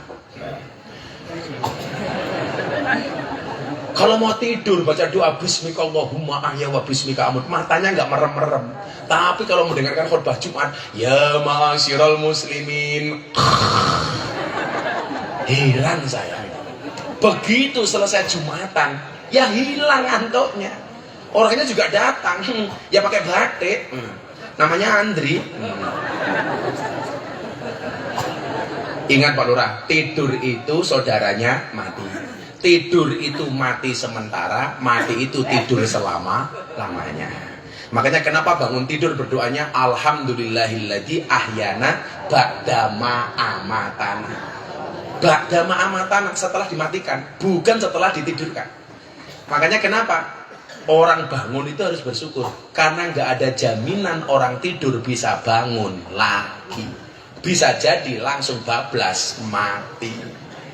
Makanya saya walaupun capek terngaji nih, karena saya punya baca hadis an-nasu yamutuna ala ma'asu, manusia itu akan dimatikan sebagaimana kebiasaan hidup.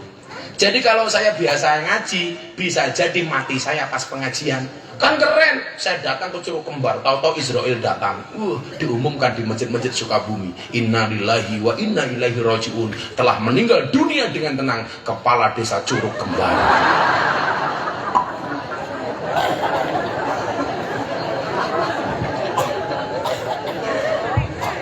Tak kasih uang untuk jimat Pak Lurah, supaya kamu gak korupsi.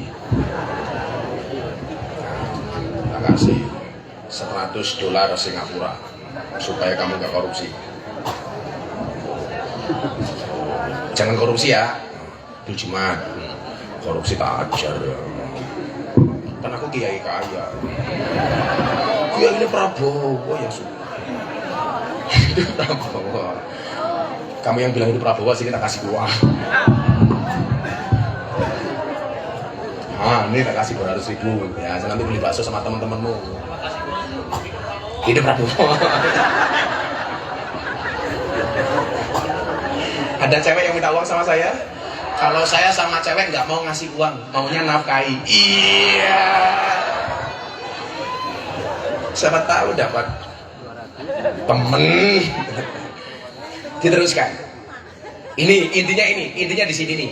Coba kamu dengerin. Wa innal jannata mahfufatun bil makarihi. Sesungguhnya surga itu dikelilingi dengan perkara-perkara yang tidak disenangi. Ingat ya, mau masuk surga itu harus menghadapi perkara-perkara yang tidak disenangi. Punya uang suruh sedekah, senang apa enggak? Enggak disenangi. Waktunya dagang denger adzan, suruh ke masjid, enggak senang. Tapi kalau bisa ngatasi hal itu, kamu surga. Jangan kayak ibu-ibu pedagang di pasar denger adzan malah susah. Allahu Akbar, Allahu Akbar. Dijawab adzan lagi. Subuh denger adzan juga gitu. As-sholatu khairum minan naum. Entak sholat, entak naun-naun.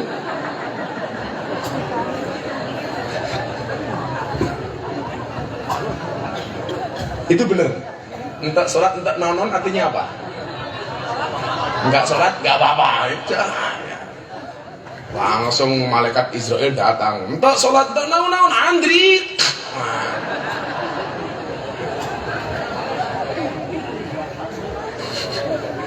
Wa inna jannata mafufatun bil makarih. Sesungguhnya surga itu dikelilingi dengan hal-hal yang tidak menyenangkan. Waktunya tidur disuruh ikut pengajian, waktunya tidur disuruh berangkat sholat ke masjid, waktunya berdagang harus ditinggalkan, punya uang disuruh sedekah, itu gak menyenangkan. Pacaran dingin-dingin dilarang. Makanya gara-gara pacaran saja kamu bisa masuk surga. Contoh, kamu berduaan sama cewek, ceweknya bilang, "Mas, yuk kita bermaksiat." Kamu jawab, "Sorry, inni akhafullah." Aku takut dengan Allah. Surga. Tapi nggak mungkin cowok curug kembar, apalagi rupa-rupa kayak Faiza. "Ayo Mas, kita bermaksiat." Halah, jangankan diajak, nggak diajak saja mapan. Makanya mbak-mbak kalau dipacari jangan mau. Kalau ada cowok suka sama kamu, pilihnya satu di antara dua, halalkan atau tinggalkan. Non mati ketemu bak saja dibaca iklan. Masa aku ketemu kamu tidak ijab? Iya. Cuaks. Kayak kemarin saya bulan puasa di DM. "Gus, mau tanya penting." Apa Pak? Apa hukumnya di siang hari kumur-kumur menggunakan kuah bakso? Ya Allah. Apa pertanyaannya? Akhirnya saya jawab, hendaknya di siang hari bulan Ramadan tidak berkumur-kumur dengan sesuatu yang memiliki rasa, apalagi rasa ingin memiliki. Iya, cuaks. Kejadian di Malang, orang jualan mercon petasan, banyak yang mati, bahkan kepalanya di bawah, kakinya di atas kelapa, di Malang. Saya ditanya, apa hukumnya menyalakan petasan? Saya bilang, haram hukumnya menyalakan petasan di mata ulama.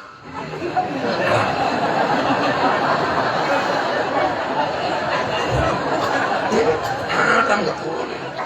Menyatakan petasan di mata ulama hukumnya haram, bisa pecah matanya. Haram hukumnya orang ziarah di kubur, haram. Yang boleh ziarah kubur. Sama haram hukumnya mendoakan orang mati, itu nggak boleh. Bolehnya mendoakan orang yang sudah mati. Kalau mendoakan orang mati nggak boleh. Andri mati itu nggak boleh. Kayak haram hukumnya menikahi teman sekantor. Kan maksimal 4 sekantor dinikahi semua. Kayak santri saya, "Bah, boleh nggak menikahi anak sekolah?" Nggak boleh. Kenapa Pak? Nunggu pulang. Sekolah dinikahi, ya pulang dulu. Haram hukumnya cowok Jawa Timur menikah dengan laki-laki Jawa Barat, itu haram. Gak boleh Pak, cowok Jawa Timur menikah dengan laki Jawa Barat. Ya jeruk minum jeruk. Makanya kemarin di Jakarta mau konferensi LGBT dunia Pak, saya teriak pertama kali, nggak boleh, tak lawan. Makanya masih ingat nggak dulu Deddy Corbuzier podcast tentang LGBT yang minta take down saya, karena itu azabnya Allah untuk Indonesia kalau sampai terjadi. Bayangkan Pak, cowok suka sama cowok, mainnya gimana Pak? Masa kayak Anggar, dulek-dulekan kayak iya. Goblok temen ya. Cewek sama cewek, ya kayak dakon. Tapi ternyata Pak Kiai, cowok suka sama cowok, yang salah itu istri kok. Istri itu kurang ajar kok, suaminya mau pergi dari rumah, bilang sama suaminya, "Papa, nggak boleh mainan cewek." Akhirnya suaminya mainan cowok. Wa innan nara mahfufatun bil ladzati wasyahawat. Sesungguhnya neraka itu dihiasi dengan syahwat dan kesenangan. Jadi kalau surga dikelilingi dengan ketidaksenangan, kalau neraka dikelilingi dengan syahwat dan kesenangan. Mabuk, seneng-seneng, dugem. Saya itu kan aktivis dugem Pak. Kayak saya besok ini ke Bali mau ngaji di klub malam terbesar se-Asia Tenggara. Dan maunya ngaji cuma sama saya.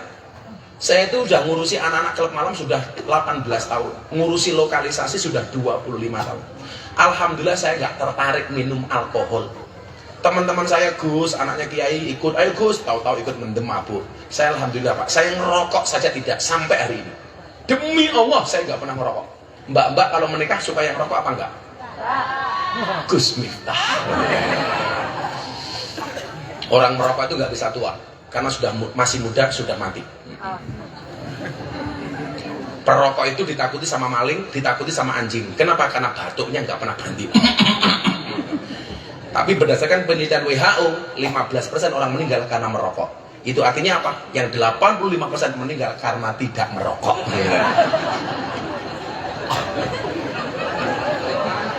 Parah Pak. Bapak saya itu usianya 70 tahun Bu, masih ngerokok. Kan saya khawatir. Saya bawakan buku bahaya merokok, dibaca sama bapak. Seminggu kemudian, subhanallah, bapak saya langsung berhenti membaca. Dia tetap merokok. Kacau. Ya, yang rokok paling banyak orang NU. Kenapa orang NU merokok? Yang salah SPBU. Karena kalau masuk SPBU ada tulisan NU smoking. Nah, itu. Oh, no smoking ya Pak ya. NU smoking. Ni'matul udud ba'da dahar, itu dalilnya.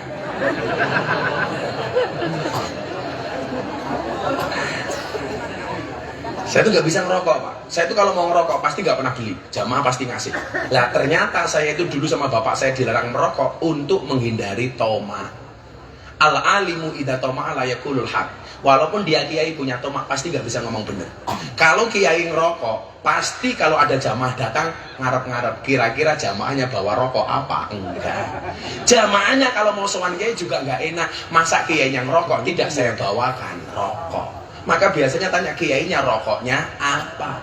Kalau saya nggak suka ngerokok, nggak pernah ngerokok, maka kalau Pak Lurah ke tempat saya nggak usah bawa rokok, bawa mobil. Iya, kalau nggak bawa mobil yang melaku goblok. Oh ada mobil. Fala tulhiyannakum anil akhirah, maka jangan sampai kesenangan syahwat itu membuat kalian lupa terhadap akhirat. Mudah-mudahan kita semuanya diakui sebagai umatnya Nabi dan layak masuk surganya Allah Subhanahu wa ta'ala.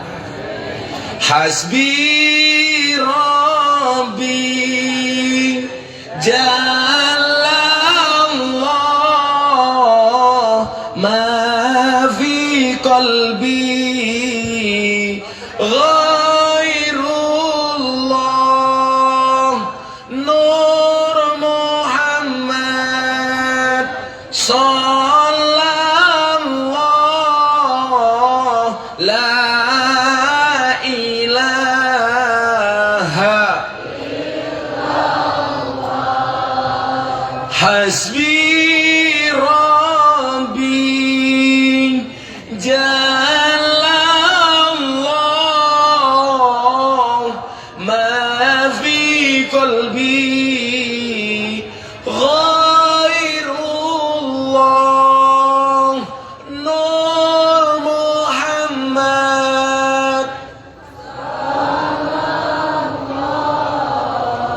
la ilaha illallah hasbi rabbi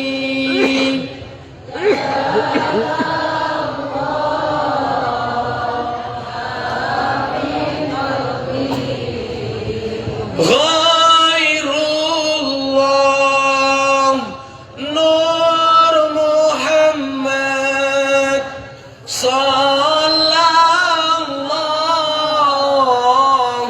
la ilaha illallah. Bismillahirrahmanirrahim. Allahumma shalli ala sayyidina Muhammad wa ala ali sayyidina Muhammad walhamdulillahi rabbil alamin. Allahumma rzuqna istiqamah. Ya Allah ya Rabb, berikanlah kepada kami semua yang hadir malam hari ini ya Allah kehidupan yang istiqamah. Allahumma rzuqna bi ziyadatil ilmi wal rizqi wal ibadah. Anugerahkanlah kepada kami semua yang hadir ya Allah dengan bertambahnya ilmu, amal, rizki dan ibadah. Allahumma rzuqna ziyaratal Makkah wal Madinah. Anugerahkanlah kepada kami semua yang hadir ya Allah untuk sesegera mungkin berziarah Makkah Madinah. Allahumma rzuqna dzurriyyatan thayyibah. Mudahkanlah dan anugerahkanlah kepada kami ya Allah keturunan yang soleh solehah. Allahumma rzuqna alan sakinatan mawaddatan warahmah. Anugerahkanlah kepada kami semua yang hadir ya Allah keluarga yang baik, sakinah mawaddah warahmah. Allahumma rzuqna bi alfi quwwah. Kami semuanya lemah ya Allah, anugerahkanlah kepada kami beribu-ribu kekuatan ya Allah. Allahumma rzuqna bi alfi barakah. Kami semua ya Allah penuh dengan kemaksiatan, anugerahkanlah kepada kami beribu-ribu keberkahan ya Allah. Allahumma rzuqna bi alfi karamah. Kami semuanya hina ya Allah, anugerahkan kepada kami beribu-ribu kemuliaan ya Allah. Allahumma rzuqna min ahli sunnah wal jamaah. Jadikanlah kami golongan ahli sunnah wal jamaah ya Allah. Allahumma rzuqna bi husnil khatimah. dan anugerahkanlah kepada kami akhir hidup husnal khatimah. Allahumma arzuqna biqauli la ilaha illallah la ilaha illallah, bareng-bareng la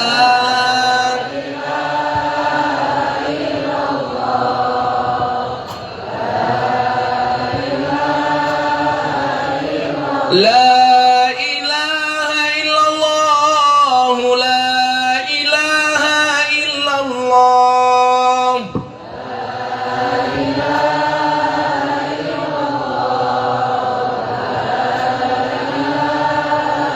La ilaha illallah, Sayyiduna Muhammadur Rasulullah.